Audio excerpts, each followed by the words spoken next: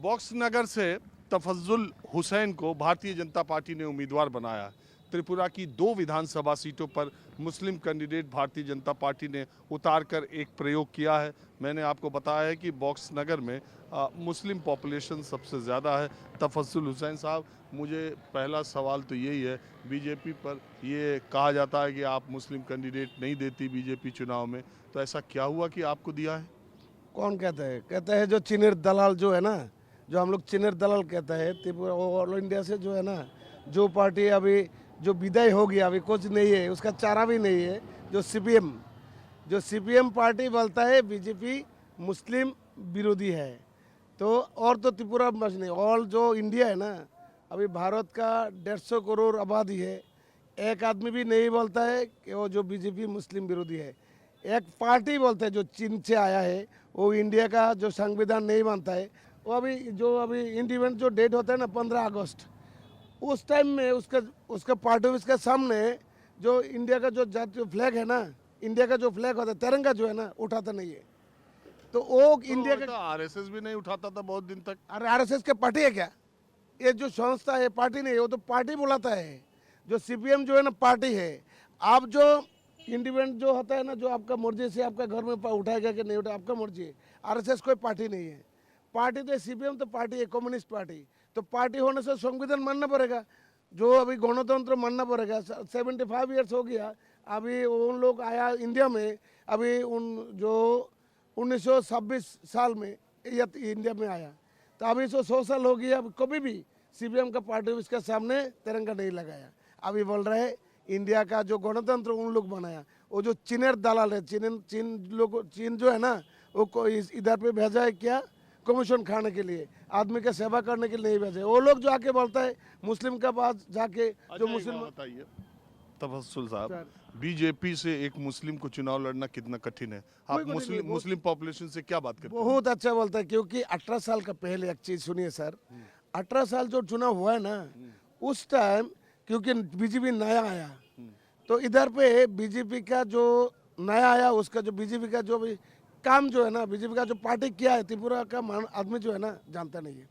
वो जो मौका मिल गया सीपीएम को, बोल दिया उसको, वो पार्टी को नया आया उसको मत लाइए, मुसलमान को बांग्लादेश में हिला भेज देगा, नमाज पढ़ने के लिए नहीं देगा और कुरान पढ़ने के लिए नहीं देगा, उसको बहुत मत डालिए, वो हिंदू पार्टी है।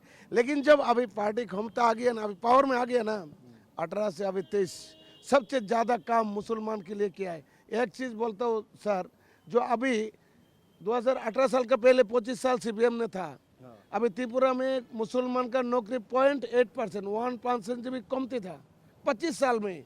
जो आदमी जो पार्टी बोलते मैं मुसलमान का दोस्त हो, लेकिन 25 साल वो लोग पावर में था कि भी 0.8% नौकरी मुसलमान के लिए दिया है। लेकिन अभी सुनिए ना, अभी बीजेपी आया है 5 साल हो गया, अभी 7% नौकरी मुस्लिम को दे दिया।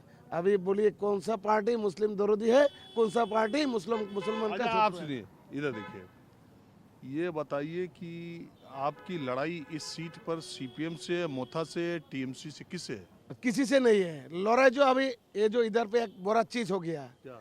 जब अभी 75 ईयर्स हो गया, अभी हमारा स्वाधीन हुआ है, इंडिपेंडेंट हुआ है इंडिया।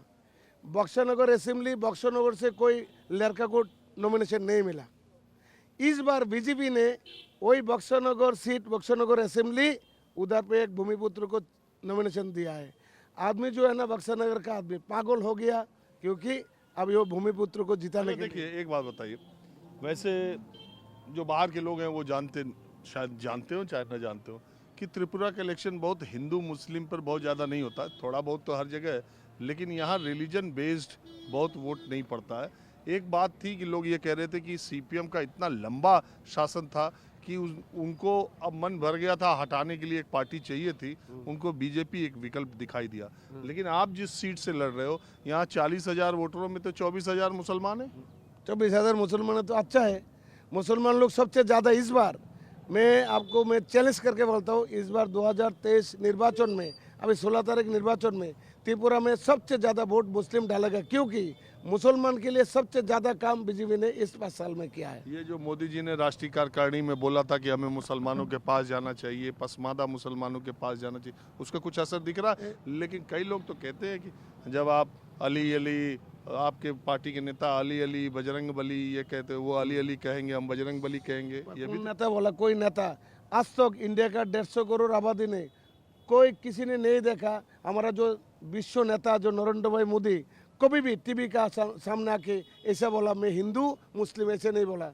जो इंडिया है सबका साथ सबका विकास, सबका साथ सबका विश्वास, ये बात ही नरेंद्र मोदी ने बोला। हिंदू और मुस्लिम नहीं है, हमारा जो एक ही स्लोगन है, जिधर पे मंदिर रहेगा इधर पे मस्जिद रहेगा, जिधर पे राम रहेगा इधर पे रहीम रहेगा, यही हमारा स्लोगन है।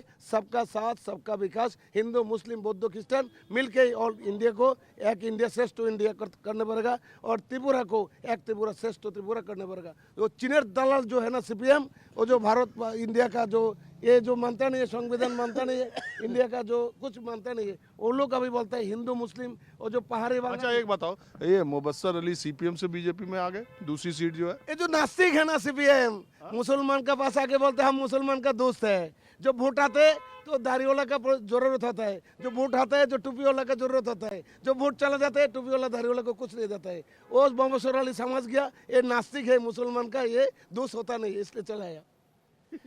ठीक है। और एक चीज है, और एक चीज है सर, त्रिपुरा में 25 साल सीपीएम क्यों था? सीपीएम ने बोलता है मेरा अभी संगठन इतना अच्छा है, जो ये संगठन का पावर से मैं 25 साल था। नहीं है, त्रिपुरा में एक गद्दार है सर, आप लिख के रखिए, आप दिल्ली में सारा इंडिया को दिखाई, त्रिपुरा में एक गद्दार एक है। से गद्दार का नाम है समीर बर्मन, सुदीप बर्मन। समीर बर्मन एक्स सीएम, उसका लड़का सुदीप बर्मन।